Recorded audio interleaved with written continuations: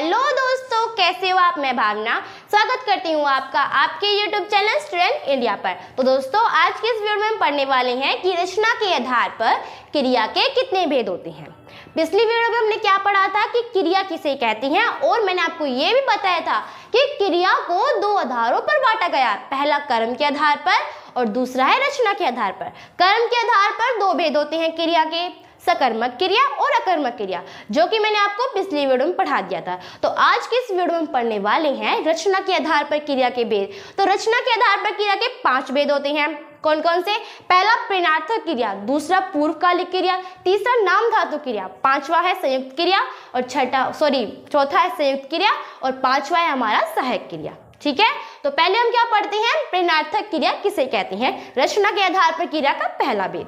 तो पहले तो मैं आपको ये बताती हूँ कि जो प्रेरणार्थक क्रिया है, ये शब्द से ही पता चल रहा है किसी को प्रेरणा देना, या मतलब किसी को प्रेरित करना। ठीक है, तो प्रेरणार्थक क्रिया की डेफिनेशन भी इसकी तरह ही है, जैसे कि इसमें है कि जिसमें काम खुद ना करके किसी दूसरे को करने के लिए कहा जाए, उसे कहती हैं प्रेरणार्थक क्रिया। या फिर हम बोल सकते हैं कि जिसमें काम खुद ना करके किसी दूसरे को करने के लिए प्रेरित किया जाए, उसे प्रेरणा दी जाए, उसे कहते हैं प्रेरणार्थक क्रिया। जैसे उदाहरण में देख लेते हैं हम, रमेश ने बच्चे को खिलाया। रमेश ने बच्चों को क्या करा? खिलाया। तो इसमें आपको ये तो पता चल गया कि रमेश क्या है, करता है, क्योंकि वो काम कर रहा है।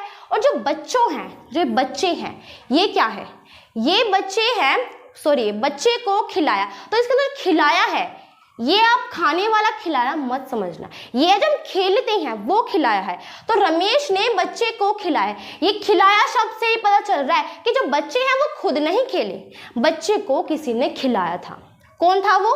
रमेश था। तो शब्द से किस शब्द से पता चला हमें खिलाया शब्द से पता चला कि बच्चे जो हैं वो खुद नहीं खेले, उसे किसी ने खिलाया था। तो ये खिलाया ही हमारा क्या है, प्रेरणार्थक क्रिया है। ठीक है, जैसे दूसरा है रवि ने महेश को दौड़वाया। तो इसमें क्या है, रवि तो हमें पता करता है, तो रवि ने महेश को दौड़वाया। ठीक है, तो इसके अंदर महेश ने कार्य खुद नहीं किया है, महेश खुद नहीं दौड़ा है, उसे किसने दौड़ाया है? देखो, रवि ने भी नहीं किया कार्य, ना ही महेश ने कार्य किया।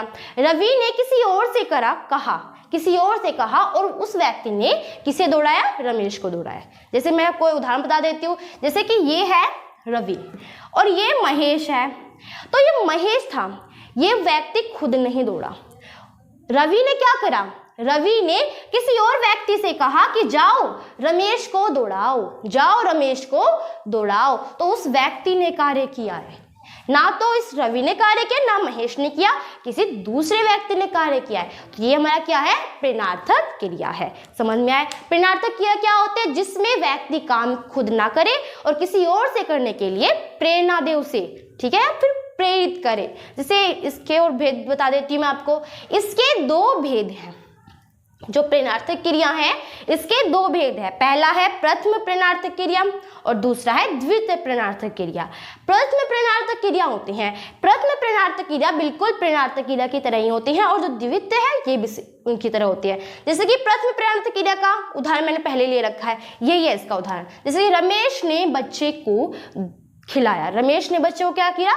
खिलाया। तो इसमें जो परिभाषा में कहा गया था, जिसमें काम खुद ना करके किसी दूसरे व्यक्ति से काम करवाया जाए या उसे प्रेरित किया जाए, प्रेरणा दी जाए, उसे क्या कहते हैं? प्रेरणार्थक क्रिया कहते हैं। उसी प्रकार प्रथम प्रेरणार्थक क्रिया में भी होता है कि इसमें भी काम खुद ना करके किसी दूसरे व्यक्ति से काम करवाया जाए, जैसे कि रमेश ने बच्चे को खिलाया। इस वाक्य के अंदर जो खिलाया है ये प्रेरणार्थक तो है, पर ये प्रथम प्रेरणार्थक क्रिया है। अब जैसे दूसरे में भी क्या था, दूसरा से थोड़ा डिफरेंस था ना, वो है द्वितीय प्रेरणार्थक क्रिया। कि द्वितीय प्रेरणार्थक क्रिया में होता है जैसे कि एक व्यक्ति होता है, ये काम खुद नहीं करता, तो जो दूसरा व्यक्ति होता है वो किसी और व्यक्ति से कहकर उस व्यक्ति का काम करवाता है। जैसे कि इसमें है रवि ने महेश को दौड़वाया। तो इसमें रमेश तो खुद नहीं दौड़ा, रवि ने किसी और व्यक्ति से कहा और उस दूसरे व्यक्ति ने किसे दौड़ाया?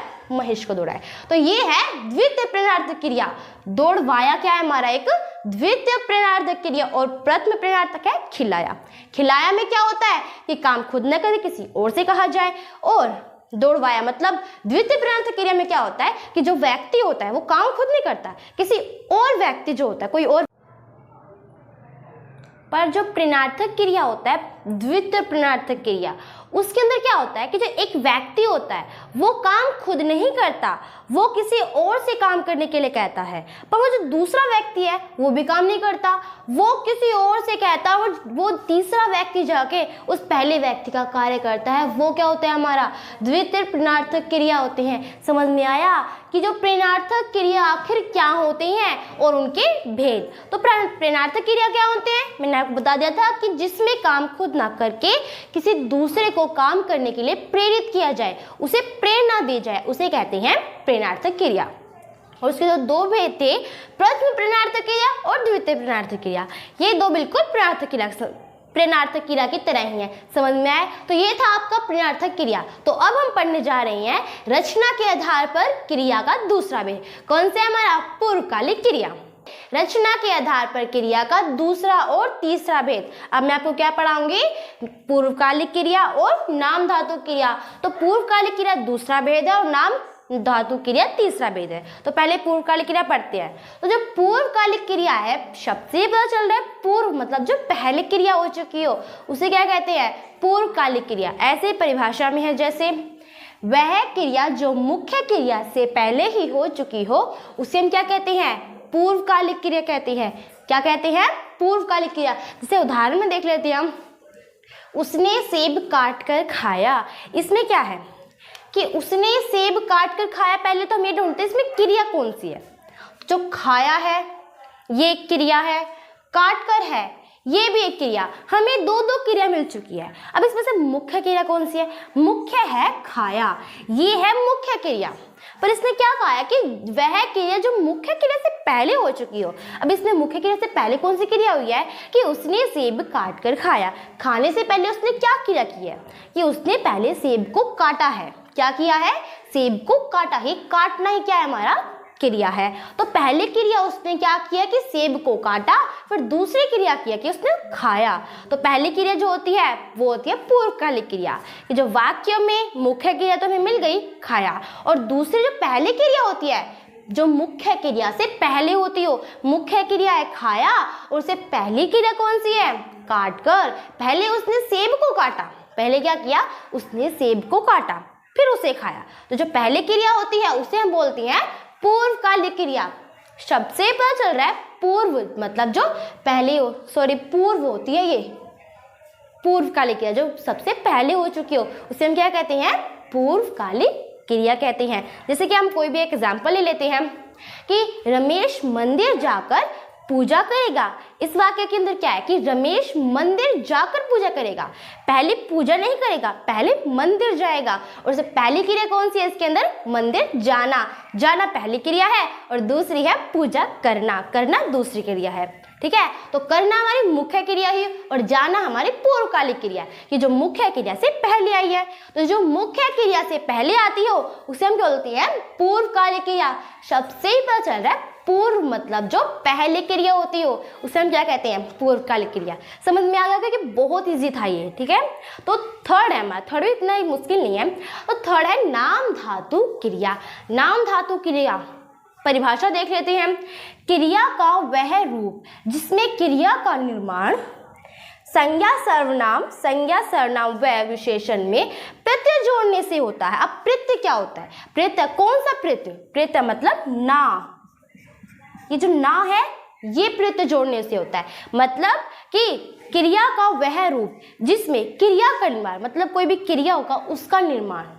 संज्ञा, कोई भी संज्ञा क्या होती है? कोई भी संज्ञा मतलब किसी का भी नाम। आपको पता है संज्ञा क्या होती है। और सर्वनाम क्या होता है? जो संज्ञा के स्थान पर यूज होता हो।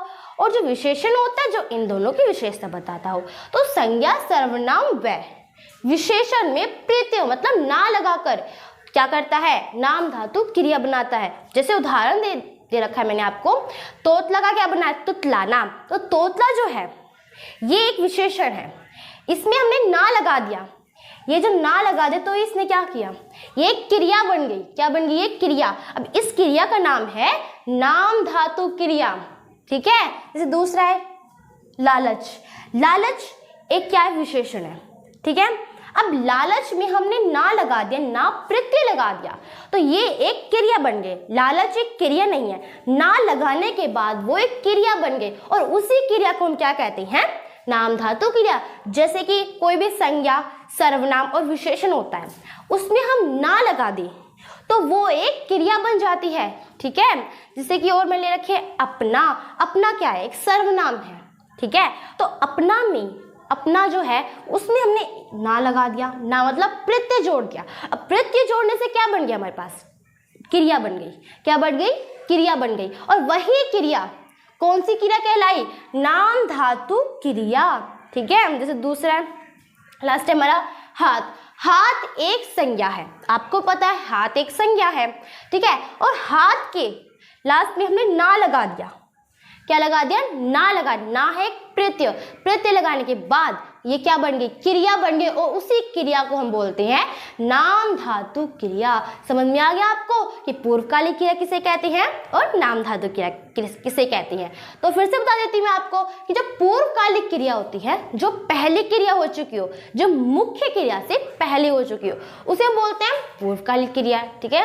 और जो नाम धातु क्रिया होती है, इसके अंदर संज्ञा और सर्वनाम, संज्ञा सर्वनाम व विशेषण में ना जोड़कर यानी कि प्रत्यय जोड़कर हमारे पास जो क्रिया बनती है, और उसी क्रिया को हम क्या कहते हैं, नाम धातु क्रिया कहते हैं, ठीक है।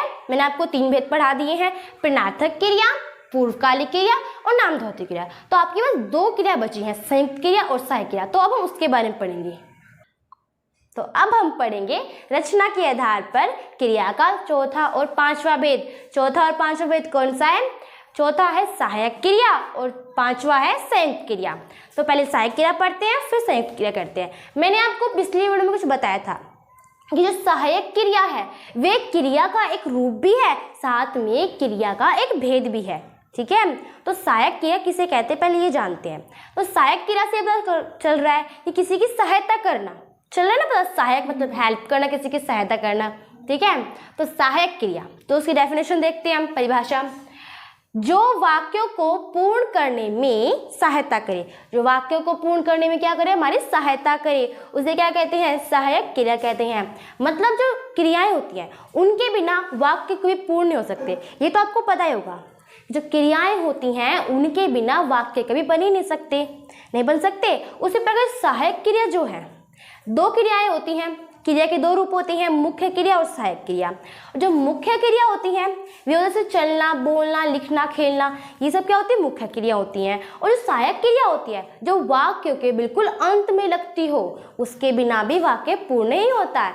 जैसे कि हम एग्जाम्पल देखते हैं, उदाहरण, मैं दिल्ली जा रहा हूँ। इसके अंदर मैं दिल्ली जा रहा हूँ, ये एक वाक्य है। अब इसमें सहायक क्रिया कौन सी है, पहले मुख्य बताती हूँ मैं आपको। जा रहा, ये क्या है, हमारी मुख्य क्रिया है। जाना और रहना, ये सब क्या हमारी मुख्य क्रिया है। और लास्ट में जो हूँ बचा है, ये है हमारी सहायक क्रिया। सहायक क्रिया बहुत सारी, जैसे कि सहायक क्रिया जो होती है बहुत सारी होती हैं, जैसे कि है, हूँ, हो, रहा है, रहा थी, रहे या रहे हैं, रहे थी, रहे थे, या बहुत सारी होती है, रहा होगा, रहा होगी, ऐसे बहुत सारी होती है हमारी क्रियाएं, ठीक है। कौन सी होती है, हमारी सहायक क्रिया। उसी प्रकार जो अंत में जो लगती है हमारी, वो होती है सहायक क्रिया, जो वाक्य के बिल्कुल अंत में लगती है। अगर एक क्रिया ना हो सहायक क्रिया, तो कभी वाक्य पूर्ण नहीं हो सकता, बिल्कुल भी नहीं हो सकता, ठीक है। ऐसे हमारा दूसरा है, वह कौन है, वह कौन है। इसमें क्या है, ये जो है, ये जो है, यही हमारी सहायता कर रहा है, तो यही हमारी सहायक क्रिया है। मतलब सहायक क्रिया वे होती है जो वाक्यों को पूर्ण करने में हमारी सहायता करता हो, उसे हम क्या कहते हैं, सहायक क्रिया कहते हैं। ये तो बहुत इजी है, सहायक क्रिया से पता चल रहा है किसी की सहायता करना। अब जैसे कि है, हूँ हो सकता है, हो सकता है, रहा है, ये भी हो सकता है, बहुत सारी होती है हमारी सहायक क्रियाएं, ठीक है। अब पहले हम संयुक्त क्रिया पढ़ लेते हैं। सहायक क्रिया तो आपको समझ में आ गया होगा, ये था हमारा 4th, ये हमारा रचना के आधार पर क्रिया का 4th भेद था। तो अब हम पढ़ेंगे रचना के आधार पर क्रिया का 5वां भेद, कौन सा है, हमारा संयुक्त क्रिया, ठीक है। तो संयुक्त क्रिया की परिभाषा है, जो सामान्य क्रियाओं के मेल से बनता है, जो सामान्य क्रियाओं के मेल से बनता है। इसका मतलब क्या है कि सामान्य जो क्रियाएं होती है, सिंपल जो क्रियाएं होती है, उनका जब मेल बने उसे हम क्या कहते हैं, संयुक्त क्रिया कहते हैं। ठीक है, संयुक्त से बात चल रहा है किसी को जोड़ने का।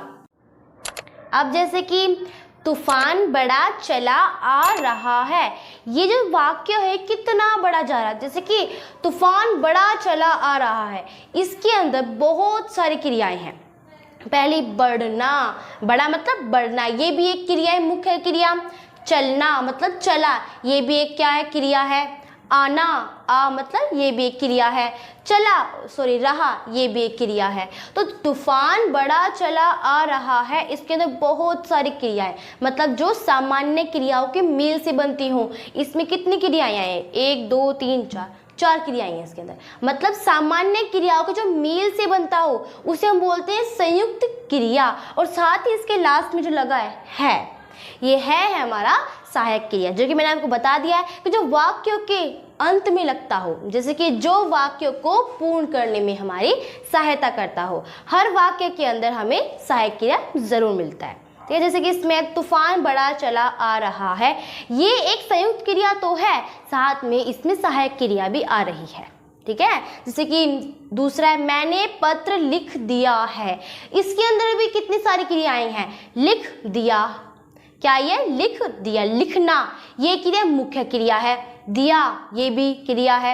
ये दो क्रियाएं, उनके मेल से क्या बना है, संयुक्त क्रिया बनी है। क्या बनी है, संयुक्त क्रिया। तो यही होती है हमारी संयुक्त क्रिया, जिसमें बहुत सारी क्रियाएं होती है, उनके मेल को हम बोलते हैं संयुक्त क्रिया। और अंत में क्या लगता है, हमारे सहायक क्रिया। यह आपको ध्यान रखना है कि वाक्य के अंत में सहायक क्रिया लगता है।